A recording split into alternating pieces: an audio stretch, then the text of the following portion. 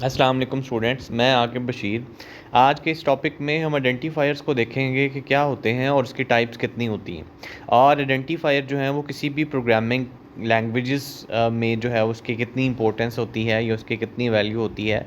तो ये हम आज के इस टॉपिक में हम इनको जो है वो मुकम्मल तौर पर देखेंगे। तो सबसे पहले आइडेंटिफायर की डेफिनेशन की तरफ आ जाएं। आइडेंटिफायर एक्चुअली ये किसी भी चीज़ को शनाख्त करने के लिए हम ना कुछ नाम दे देते हैं, उसको हम आइडेंटिफायर बोलते हैं। अब नाम हम किस किस को दे देते हैं, किसी वेरिएबल को दे दिया, किसी कांस्टेंट को हमने कोई नाम दे दिया, या किसी हमने फंक्शन को नाम दे दिया, या किसी लेबल को नाम दे दिया प्रोग्राम के अंदर। यानी प्रोग्राम के अंदर किसी लेबल को नाम दे देना ताकि उसकी जो है वो शनाख्त रह जाए कि वो क्या चीज़ है। किसी फंक्शन को नाम दे देना ताकि वो पता चले कि वो क्या काम कर रहा है। किसी कांस्टेंट को नाम दे देना ताकि वो पता चले कि वो किस किस्म का कांस्टेंट है। किसी वेरिएबल को नाम दे देना। ये सारे की सारी चीज़ें जो है वो हमारे आइडेंटिफायर कहलाते हैं। और आइडेंटिफायर जो है वो बहुत ही इंपॉर्टेंट फ़ीचर है किसी भी प्रोग्रामिंग लैंग्वेज के हवाले से अगर हम उसको देखा जाए। एक अच्छे आइडेंटिफायर की खसूसियत ये होती है कि वो ख़ुद को डिस्क्राइब कर रहा होता है कि वो क्या चीज़ है, लेकिन उसके साथ साथ वो शॉर्ट होता है।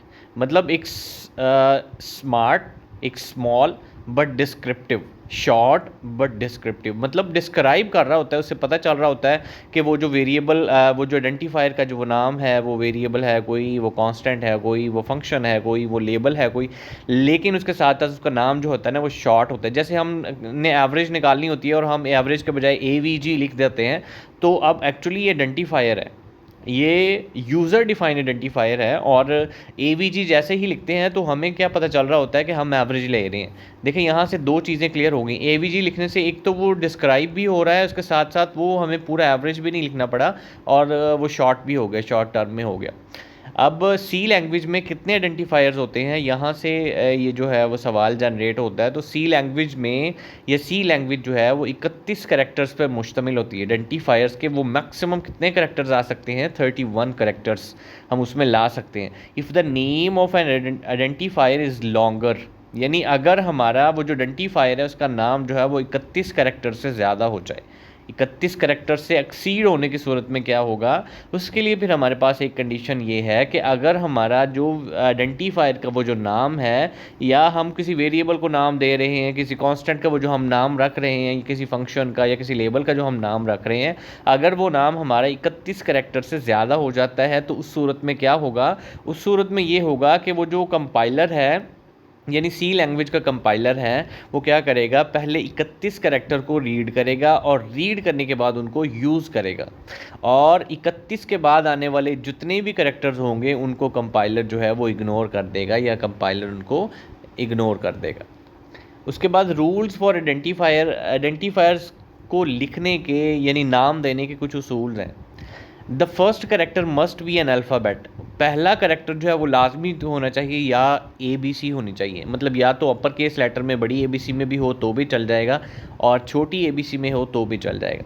और दूसरी इसकी, ये मैंने सर्कल किया हुआ है, दूसरा इसकी जो कंडीशन है कि वो या तो अल्फ़ाबेट हो, बी एन अल्फ़ाबेट, और का मतलब होता है या फिर वो अंडरस्कोर हो। ये मैंने, ये जो ब्लैक कलर में मैंने एक निशान, ये सिंबल, एक अलामत लगाई हुई है, इसको अंडरस्कोर बोलते हैं। तो आपके वो जो आइडेंटिफायर का नेम है वो कहाँ से शुरू होना चाहिए, या तो वो अल्फ़ाबेट से, यानी ABC, अपर और लोअर केस, छोटी ABC में आ जाए या बड़ी ABC में आ जाए, जो भी हो ABC से शुरू हो, या फिर जो है उसको अंडरस्कोर से शुरू होना चाहिए, तब हमारा आइडेंटिफायर जो है वो वैलिड होगा।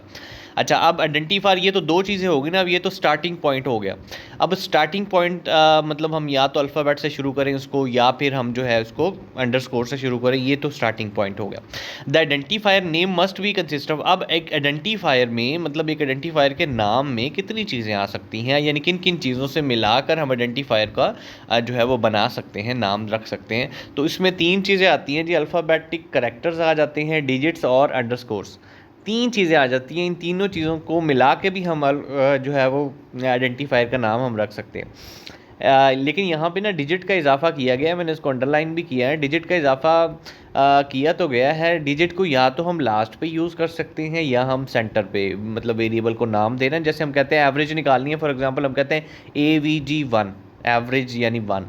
तो अब ये आइडेंटिफायर का नेम है, पहली हमारी दोनों कंडीशन को फुलफ़िल कर रहा है कि शुरू में वो अल्फ़ाबेट है, अंडरस्कोर नहीं है तो कोई बात नहीं, लेकिन अल्फ़ाबेट से वो शुरू हो रहा है, हमारा वैलिड आइडेंटिफायर है। हमने उसमें डिजिट का भी इस्तेमाल कर लिया, मतलब गिनती का 1 कह दिया हमने साथ में।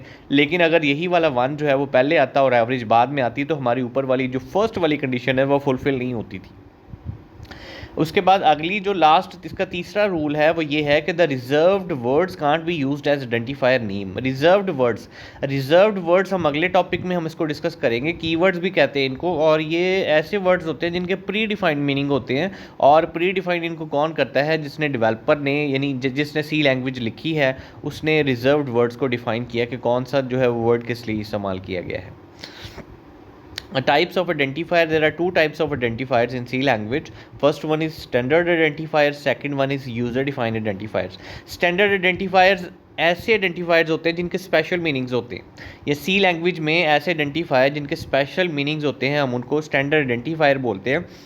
और सी कैन नॉट, यानी सी से मुराद C language can not use standard identifier for its original purpose if it is redefined. अगर हम जो है स्टैंडर्ड आइडेंटिफायर्स को रीडिफाइन कर लें तो सी लैंग्वेज जो है वो उनको ओरिजिनल पर्पस के लिए, अपने असल मकसद के लिए इस्तेमाल नहीं कर सकती। किस सूरत में? सिर्फ जब आप उसको रीडिफाइन कर लें।